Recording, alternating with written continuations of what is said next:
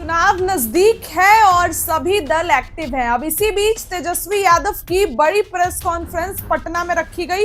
नीतीश कुमार की कल महिला संवाद यात्रा पर तेजस्वी यादव ने घेरने का काम किया और कहीं ना कहीं ये भी दिखाया जा रहा है कि तेजस्वी यादव कितने एक्टिव हैं। जहां एक तरफ कांग्रेस पीसी कर रही है, जहां एक तरफ कांग्रेस लिस्ट निकाल रही है कि क्या क्या योजना वो ला रही है, तो अब तेजस्वी यादव की तरफ से भी बड़ी प्रेस कॉन्फ्रेंस पटना में रखी गई राजद कार्यालय में और सब कुछ क्लियर कर दिया गया। क्या कुछ कह रहे नेता प्रतिपक्ष, उनकी बात को सुनिए। 1949 करोड़ रुपए का योजनाओं की स्वीकृति दी गई। दूसरा 10 जनवरी 2025 को कैबिनेट मीटिंग हुई, उसमें 12,422 करोड़ की स्वीकृति दी गई। तीसरा 4 फरवरी 2025 को यानी 16,049 करोड़ का स्वीकृति जो है दी गई। चौथा 23 फरवरी 2025 17,736 करोड़ रुपए की स्वीकृति दी गई।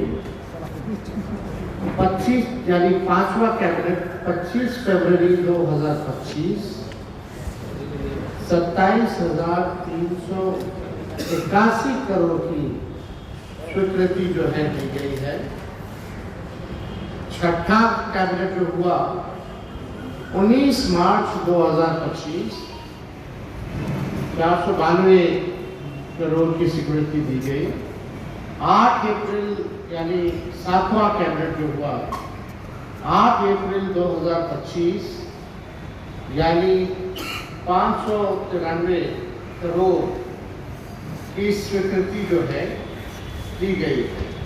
यानी टोटल 7 कैबिनेट का अगर आप लोग देखें तो 76,622 करोड़ रुपए की स्वीकृति दी गई, जिसमें कि केवल निर्माण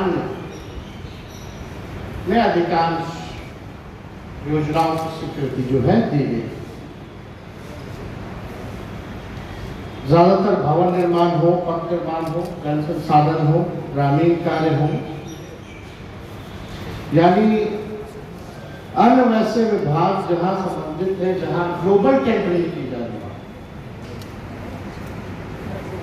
ठेकेदार के माध्यम से जो मंत्री लेवल के जो लोग हैं, लगभग आप जान रहे हैं, पूरा बिहार जानता है कि निर्माण कार्यों में एक फिक्स अमाउंट तय है कि 30% जो है मंत्री साहब को पहुंचाना है कमीशन के तौर पर। ये भ्रष्ट सरकार निर्माण संबंधित योजनाओं में तत्काल टेंडर निकाल और तत्काल कमीशन प्राप्त कर चुनावी खर्चा निकालने का इन लोगों का तरकीब है। अब जो लोग सरकार में बैठे हुए हैं, अब वो लोग जान रहे हैं कि अभी लोग दोबारा सरकार में आएंगे, यानी आनंद फानंद में ये सरकार जो है टेंडर निकाल रही है, कमीशन जो है लिया जा रहा है ग्लोबल टेंडरिंग कर, यानी बिहार के ठेकेदारों को कोई काम नहीं मिलेगा, बाहर के लोग आएंगे और अमाउंट फिक्स कर दिया गया है 30% और उसी के तहत जो है ये काम हो रहा है। अब संरचनाएं ऐसी, पुल है तो पुलिया नहीं, अप्रोच पथ है तो पुल नहीं है, इसमें भी हम डिटेल में आएंगे। कई बिल्डिंग का जो है बन गया ढांचा, उपयोग नहीं। तो आप बताना चाहेंगे कि वित्तीय वर्ष 2025 और 26 का बजट 3,17,000 25 और 26 का, यानी 24-25 के तुलना में ये 38,000 करोड़ का बजट जो है बढ़ा। 3,17,000 करोड़ के बजट में योजना मत यानी स्कीम एक्सपेंडिचर के लिए सिर्फ 1,16,000 16,000 रुपए सैंक्शन है, जबकि पिछले 3 महीनों में ही कैबिनेट के द्वारा चुनाव वर्ष को ध्यान में रखते हुए 76,000 करोड़ से अधिक योजनाओं की घोषणा इन लोगों ने कर दिया है। योजनाओं की स्वीकृति इन लोगों ने दे दी, यानी जो स्कीम एक्सपेंडिचर है योजना मद में से 1,16,000 करोड़ में से समझिए कि 76,000 करोड़ मात्र 3 महीने में इन लोगों ने घोषणा कर दी। अब सरकार से ये सवाल है कि सरकार बताए कि इस वित्तीय वर्ष के बजट के योजना मद में जो 1,16,000 करोड़ रुपए का जो प्रावधान किया गया है, क्या वित्तीय वर्ष की ऑनगोइंग योजनाओं की राशि भी इसमें सम्मिलित है कि नहीं? जो पिछले वित्तीय वर्ष की जो योजनाओं जो स्वीकृत थी या योजनाएं जो चल रही थी, क्या उसका भी राशि इस वाले में इंक्लूडेड है या नहीं है, सम्मिलित किया गया है कि नहीं, ये हम जानना चाहते हैं। अगर हाँ, तो फिर नई योजनाओं के लिए या बाकी और डिपार्टमेंट्स के लिए ये पैसा कहां से लाएंगे? इस सरकार ने कुल बजट का 8 से 9% केवल सूद देने में जा रहा है।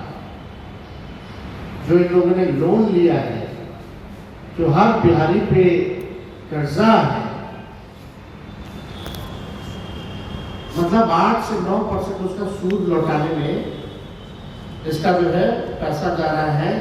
यानी आप समझिए कि सालाना 25,000 करोड़ से लेकर 30,000 करोड़ तो सरकार द्वारा लिए गए कर्ज का ब्याज चुकाने नहीं जा रहा है, खाली सालाना 25 से 30,000 करोड़ केवल ब्याज को चुकाने के लिए जा रहा है। वित्तीय वर्ष 25-26 में टोटल डेप्ट लायबिलिटी कुल कर्ज 4,06,000 करोड़ संभावित है, जो ग्रॉस स्टेट डोमेस्टिक प्रोडक्ट यानी GSDP सकल राज्य घरेलू उत्पाद का 37%। तो सवाल उठता है कि कहां से इन योजनाओं के लिए ये राशि लाएंगे, क्या है? और केंद्र सरकार जो ये कहते हैं डबल इंजन की सरकार है, अब तक क्या मदद की है इसमें जरा केंद्र सरकार की भूमिका नहीं होता। बिहार कर्ज में डूबा हुआ है, लगातार ये संगठित भ्रष्टाचार करके टेंडर निकालते, काम तो होता रहेगा, 5-6 साल लगने करेगा बनने में, जो दूसरी सरकार आएगी बढ़ाएगी, क्योंकि सैंक्शन हो गया, टेंडर हो गया, ये तो जाने वाला है, लूटो जितना लूटना। लेकिन आप कर्ज में डूबो के जाओ, आप लूट के जा रहे हैं खजाने में। और केंद्र सरकार प्रधानमंत्री इतने केंद्र मंत्री आते हैं, जरा बताइए बिहार के लिए आपने क्या दिया है या इनके लिए क्या मदद की जा रही है? ये सवाल हमारा जो है एकदम स्पष्ट है, क्लियर है। भ्रष्टाचार का ये आलम है बिहार में, इंस्टीट्यूशनल करप्शन, ऑर्गेनाइज्ड करप्शन और रिटेल करप्शन सभी रिकॉर्ड जो है तोड़ चुका है। जनता के ऊपर से लेकर नीचे तक अनियंत्रित भ्रष्टाचार, रिश्वतखोरी, घूसखोरी और दलाली से त्रस्त हो चुकी है। ये तो हम केवल आपको डिपार्टमेंट लेवल का भ्रष्टाचार बता रहे हैं। ये केवल डिपार्टमेंट का है, सीईओ साहब का अलग है, बीडीओ साहब का अलग है, छोटा मोटा शराबबंदी का अलग है, छोटा मोटा खाना वाला अलग है, ब्लॉक लेवल पे अलग है। हर जगह जो है, हर लेवल पे जो है इस सरकार ने भ्रष्टाचार जो है बढ़ चुका है, यानी ऊपर से नीचे तक इस भ्रष्टाचार से बिहार के लोग पीड़ित हैं।